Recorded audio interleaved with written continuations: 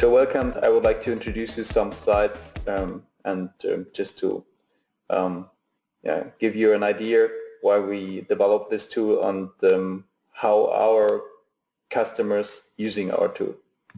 So of course we are facing new challenges in following years. This is all about contribution, and contribution becomes more and more important. So not only for media companies, so of course also for every company, because every company is becoming a media company today. So the file transfer should be managed in a way that your client, that your customers, your internal customers, which are your employees, should have the perfect media exchange internally, and of course it should be easy.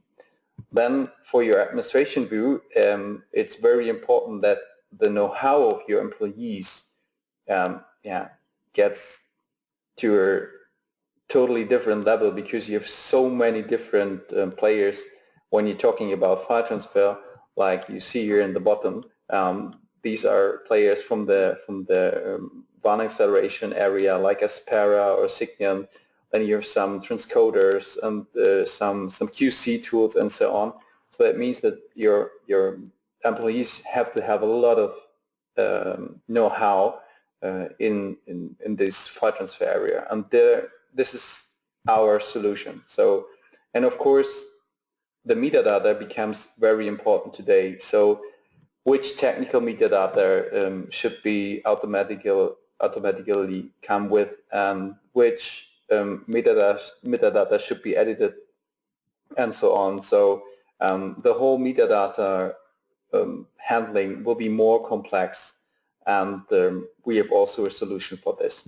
So the final question is, what should be under the umbrella? And our answer is media exchange.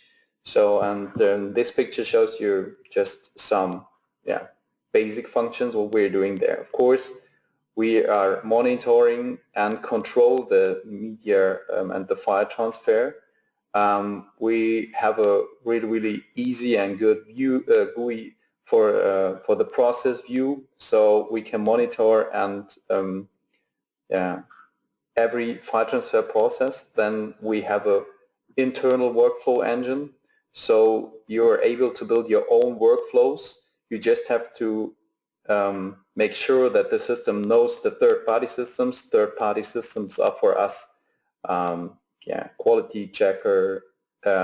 Every system which has an API is for us a third-party system. Let's say it like this. So these are quality checkers, WAN accelerators, transcoders, and so on. Then we have an internal user management. This could be you can use a LDAP or AP if you want. So you can use your own user management and combine it with ours. So that's no problem. So that's another cool thing about our MX. So like I said, metadata is a really important thing for us. If you're dealing with file transfer, you have to have a good metadata management, and we are based on a BMF. This is a German metadata set from the IRT here in Germany, and this is our base for the whole metadata. For the technical metadata, we are using media info just to get the metadata automatically out of the system. Another important fact for us, it's easy to use. So the whole GUI is really easy to understand. You can do everything in the whole system for your own, which means if you just have new components, which be or for example new third-party systems, you can just speak with their API of the new systems, like a transcoder or something, and can admin them for yourself. So then we have different GUIs. I will show you this later in the live demo. So we have a demo for the administrator and for the desktop, and we have a special GUI for mobile devices, which is more flexible and easier. And of course, the goal of the whole system is to save time for you and your employees. The good thing about our solution, it's really modular, so you can start with a small version and grow with your company and with the company's needs. So that's no problem for us. And of course, reporting is also an important fact. So that's another view of our system, which tries to underline how the system works. So our system is the EMX, like I said, it's in the middle. Then we've just, of course, the workflow engine and the user rights management on the left side, and the workflow builder, monitoring, reporting, and the metadata editor. This comes from Dimetis. This is our own solution. And then everything what you need is our third-party systems like transcoder, file checkers, one acceleration, FTP servers. So whatever you can,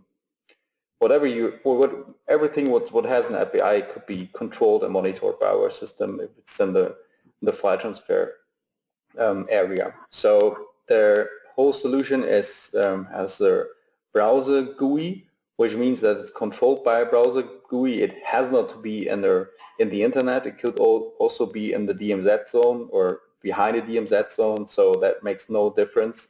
For example, our biggest customer here in Europe, this is the SRG, this is the Swiss broadcaster. They are using it also for the production area, which is not in the internal network, and also in the internal network. So you can combine it. I can have some slides and I can show you how it looks like later. Then, of course, you can embed an FTP or an SFTP server, and of course you have to have a database, but we are really flexible on that side, so you can use whatever you want. We prefer Microsoft SQL, but you can use whatever you want. So, may I ask a question? Yes, of course. With these modules you have here, transcoding, file checker, are some of these features native to Media Exchange, or are they all third-party plugins? No, these are third-party plugins. So we have we show you this later, we have a video player. So the video player is more or less using an internal transcoder, but it's not an offer yet. But we have this on the roadmap, that we have a small transcoder, which is native, but it's not yet in the system. Okay, thank you. Yeah, no problem. So what you're seeing here is the slide shows that the whole solution can be on different layers, and can also be on different servers. And so it could be really safe, like it is in the Switzerland. And so it shows just the different layers: the GUI layer, the service layer, and the business layer, and the data center layer. So how could a system look like? So this is just a small system, and so small system could just grow very fast, like you see here. You can add a transcoder, an accelerator, and breadboard, quality checker, whatever you want. And this is more or less the picture of the SRG. So this is a really big system which we have there in place. So like I just said before, they have an internet version. So they have some production guys, producers who are in the field and produce new articles, movies, news for the SRG, and then they send it via the DMZ zone to the MX, to the internal production area, and all the daughter companies of the SRG can use the material and the files, and they can do whatever they want with it and do their work, and that's really nice. And of course, we combine this ways with one acceleration, like Aspera and Signant. So all the external producers using a mobile version, and the mobile version is accelerated with Signant, for example. But I can show you this later. So let's go through the slides. So this is just login of the GUI, and then if you log in, you always see the media view. So all you see here on this side, all the folders, this is up to you how it looks like. So there could be just one folder. It depends which rights you have. If I just have one right to, for example, the SRG folder, and I just have the right to read what's inside, then I would see after the login just the SRG folder, and for example, just the file with the audio bars or the video bars here. That's it. So that's a really cool thing about our solution. I will show you later in the user management. So you can control everything what you want on the right side too. And that's controlled from Media Exchange and not from Active Directory or any other user management profiles, correct? Correct. So the whole solution, Max, is an umbrella solution, which is always on top and controls everything. So that means that if you were talking about the LDAP solution, we are on top on the LDAP, and we are controlling the rights there. So that's true. Excellent, thank you. Yeah, no problem. So another cool solution is a preview player. So you can choose if you want. So we have a preview player with a video only, or we have a preview player with the audio levels and some more information about the video standard, about the audio stream quality, and so on. So you see all the metadata which is connected to the file. And the cool thing is you can see the video. This is not a plugin. This is a native solution of our Max. So it's live transcoded. It's MPEG Dash. So I think it's it's up to date, and it works with every codec, audio and video codec. So that's a really flexible, cool media player. So, like I said, we are using for the metadata a BMF model, it's called. So it's from the IRT from Germany, as I said before. It's really complex.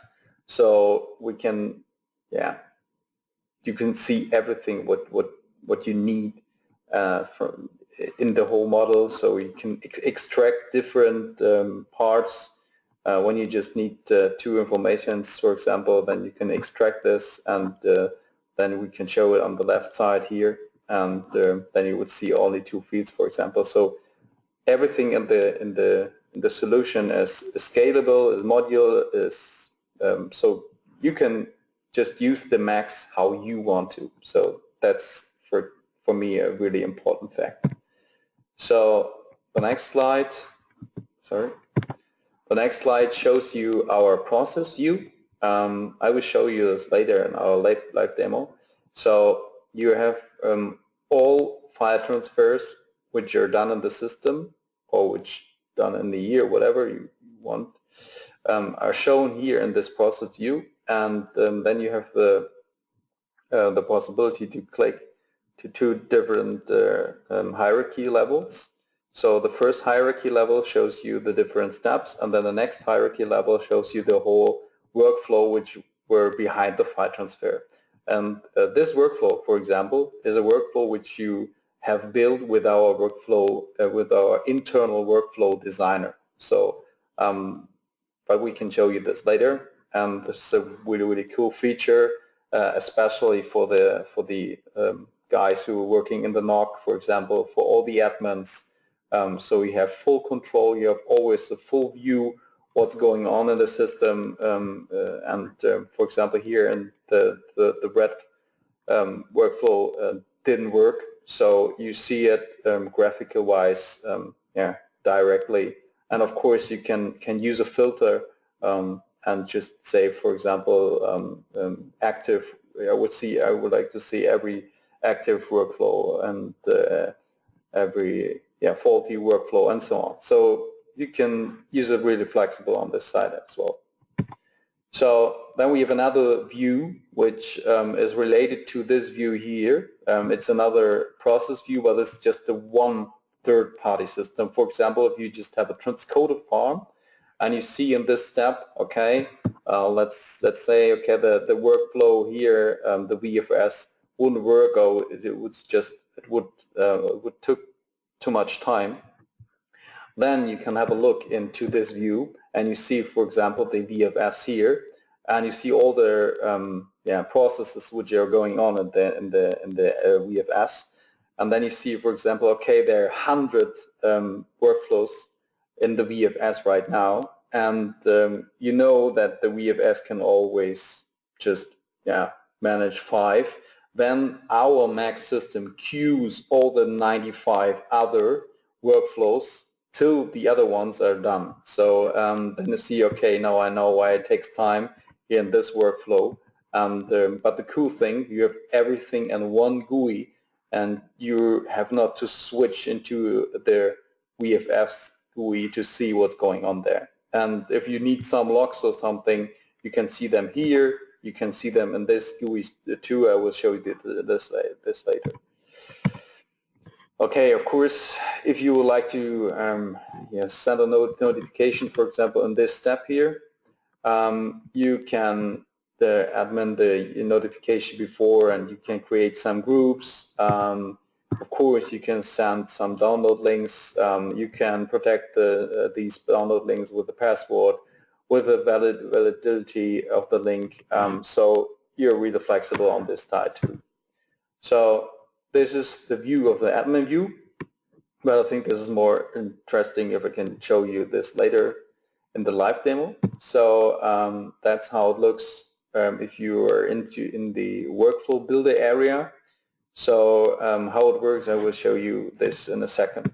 So that's a really important part in our workflow designer, so the decision block. So the decision block is a really nice feature because it gives you the chance to have a rule-based workflow, which means you can set your own rules. You can say, for example, okay, if I have an MP4 file, the MP4 file should be copied first and then transcoded in a format that. Then if you have a MXF file, it should be copied first and then transcoded in format A, for example. And all these decisions are made in the decision block. And it scans all the media info data, the metadata which comes technical-wise. And that's a really, really cool thing, just to build complex workflows in just one workflow. And if you are interested in secure ingest, for example, I can show you, or we can show you a really cool solution from the SRG for a secure ingest, which is built with the decision block. That's a really nice feature. Then, of course, we have a mobile version.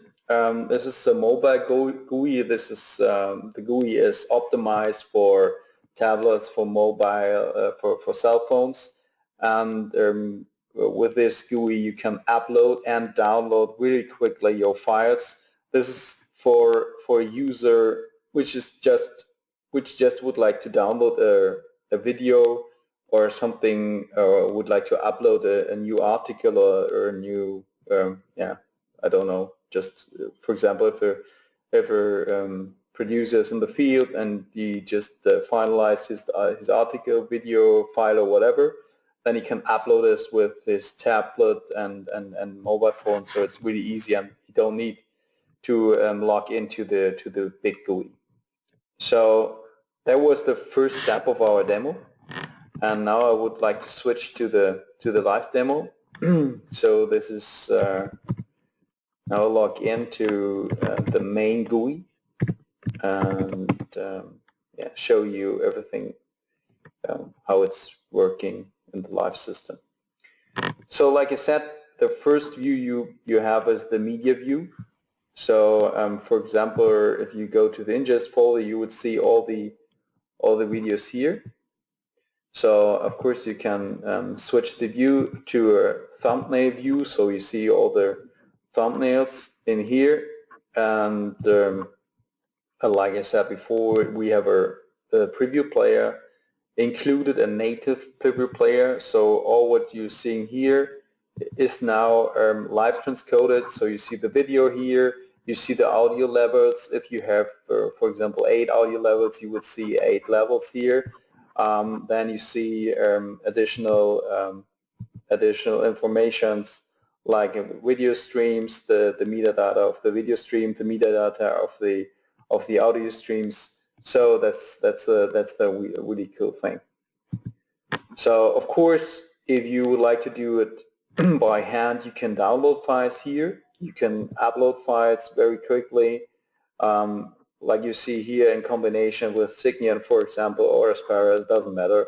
So you can use these acceleration tools just to accelerate the download or upload, no problem. So then now this is, for example, the demo is based on SRG.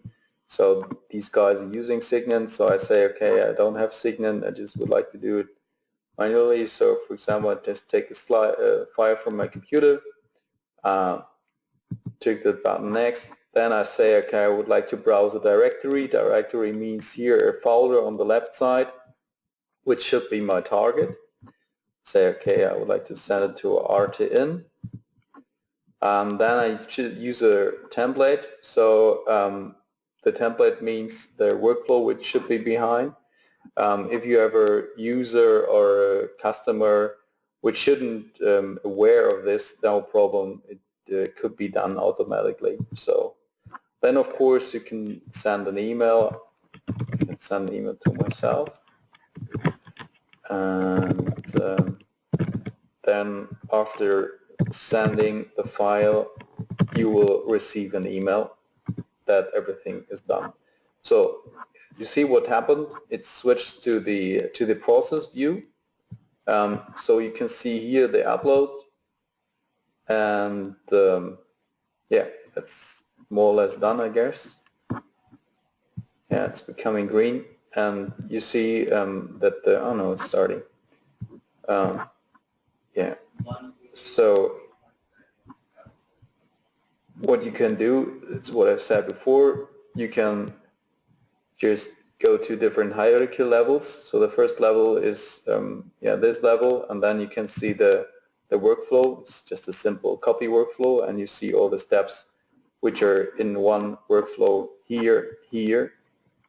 And the cool thing is, if you have any problem, you can go to the log level, see all the logs, and if you just, for example, have a colleague which should be aware of a problem, you can send a message, say, okay, it needs a confirmation.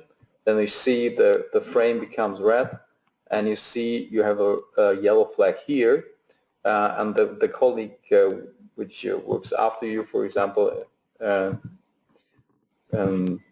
say, okay, everything is all right. Say, okay, I did this job, and that is done, and you see the frame becomes green, and the yellow flag is gone. So there's an easy ticketing system. Yeah, it's also an easy ticketing system. That's true, and of course you see every workflow which is important for you. Cool thing is also this function here. You can retry the processes. Usually our customers using this automatically wise, that you have an automatic retry of processes, so of the workflow. So which means, for example, if you have a really complex transcoding and then only the copy job fails, you can say, okay, please retry it and try it another 3 times after doing a default workflow or something like this. So that you shouldn't so that means that you have to have a complete new workflow, so you can just start by the last success. So that's a really cool thing. So good thing is, of course, you have a detailed search, so you can build the search as you want. So this is more or less the same, like I said, to the decision block. You can build everything in the whole system as you need. So you have some basic filters. You can create your own filters and save them, and then they would be here like an agency filter or something like this. So then a really interesting view is these external processes. That's now a really important step here in Germany. We have a control panel for acceleration tool here. This is from Tixel, and you can control everything. So you can do the same thing if you want with the Signian, with the harmonic VFS. So that's what I meant, that you have everything in one GUI. So the last part, which is really important for us, is the admin GUI. And you can do everything what you want in here for yourself. You don't need us just for this third-party things. So for example, you have a directories here. If you would like to create a new one, you just click new, and then you can set up a new directory. The same thing, you can do this with third-party systems. Like here you see there's a Baton right now inside, then you have some watch folders, then you have a transcoding, then you have some local servers and some acceleration tools like Signian and so on. So everything is really simple. Just click on the new button, and then it usually should work. Just a moment. So okay, I think I have just some internet connection problems here. And when setting up these directories, you can put them anywhere on your network. They don't necessarily have to be locally hosted. No, they don't have to be locally hosted, but yeah, more or less. I think it's better if they are locally hosted, but it's no problem. You can use them everywhere. So the directories, the folders are here, and they are usually connected to a folder on your network. So that depends how you would like to use the system. So it's not us who's saying this. So, but I think I have an internet connection problem here. So, but I think you see how it works. You just create a new button, and then you would see all the entry points here. Then, of course, we have the user management. You have an overview of all existing users or existing groups. So we have different levels, which means that you can control you can set the rules onto groups, and also you can set rules or you can give users rights. So sorry, not rules, rights. And of course you can combine this and can say, okay, the group rights are more important than the user rights, or you can just or other way around. And how do you set rights? Just clicking here in the fields, and that's easy, the easiest way. And of course you say, okay, I would like to give the read right for everyone and for every folder. It's really simple. You can deny rights, or you can say, you can just let it gray. If you just let it gray here, and the user with the edit right comes into a group, then the group wouldn't have the right to edit something, but the user would have still the right to edit. So yeah, I think you're really flexible in this topic too.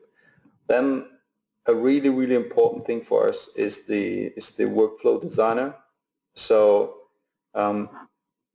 this is the area where you can build your workflows. Of course, you can use a existing one and can just, for example, use the existing one and say, okay, I would like to do a transcoded job too, and just drop them in the timeline. So all these bars here are the timeline, and then you can just take this and take a connection like that. Or you say, okay, I wouldn't like to use a existing workflow. I would like to start from the scratch. Then you can just build it really easily like this. So here's the decision block, for example. And let me say, okay, I would like to have a transcoding afterwards, and and the end block. So then you connect all these things together, and then you will have a, okay, that doesn't work, okay, makes sense. So then you have a workflow which is really, really easy to build. So you can just set them. You can also build workflows where you have different steps in one timeline, for example. And the cool thing about us, or sorry, it was not allowed. So you see, if you make a mistake, then the system says it's not allowed. So the cool thing is the green thing here is all the action which has to be done by our system. So which has to be transcoded or something like this. And the blue here means this is the source file. So the cool thing is if you're working with our solution, you can also just drop the source file from the beginning to the end. If something is going wrong in the whole workflow, you still have your source file. So that's, I think it's a really, really cool feature. And everything can be adjusted in these workflow steps too. So you have two options. You can do it in the third-party system, say, okay, every transcoder should have a retry and so on. Or you say, okay, I would like to have 2 retries and the interval, for example, has to be 30 seconds. So, and then you can figure them. So it's no problem. So that's a really, really, really cool feature in our solution. And I think this is a really, really flexible thing. Of course, you can save the new workflow, and then after saving a workflow, you can use them as a template. And say, for example, the folder here, EBU or DV should use my new workflow and everything, which is which comes to this folder. For example, there's something like doing it like this. Then it would be, for example, transcoded and so on, and quality checked if the workflow should do this. So that's more or less our solution. Excellent, thank you. Do you have any questions? So if I'm understanding correctly, you can set these workflows up either based on the partners or based on groups within those partners, depending on what sort of files or workflows you need to, for that particular project or agency, correct? Yeah, exactly. So you can do whatever you want in the system. So if you need for example, our biggest customer, SLG, they set up 200 new workflows for the Olympic Games last year. So they were able to do that for themselves in just 1 or 2 days. So that's really easy. So if you would need some new workflows, you can do that for your own. If you need, for example, new users, that's no problem. You can add them. That's really, really flexible on all these steps. Yeah. Excellent. And for parts of the workflows that are reliant on third-party applications or devices, what level of visibility do you have into their operation while the process is happening? So the visibility is always shown here in the process view, and we can see everything what the API gives us. So if the API gives us the chance to control everything in the third-party adapter, like in the transcoder, then we can use every detail which is in the API.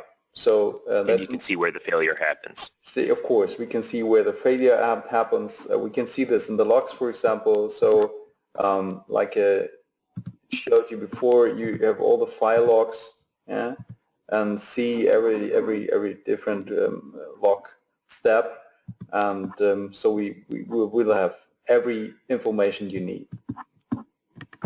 Excellent. And my last question is, I'm not completely familiar with the metadata format that you mentioned was EBT, I believe it was. Yeah, IRT is the company. IRT. Yeah. So now is that a standard? Does that predefine which metadata you're collecting? Can you add additional fields in addition to the existing ones for IRT? Yes, of course you can do this, and you have not to use this. So this is just a case here in Germany. It's very important, or in the EU, it's a really big company which is doing things like this, inventing metadata. Metadata sets, and that's the whole set, for example. And of course, you can just add some fields if you want, but I think more or less everything is in the metadata set, because it's really complex, as you see.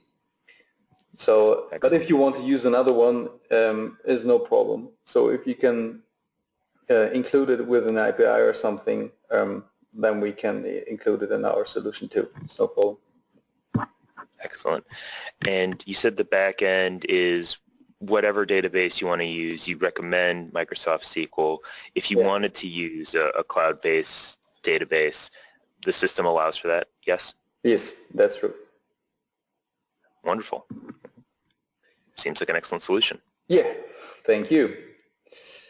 So if you don't have any questions, I would say thank you very much for your attention, and have a nice day.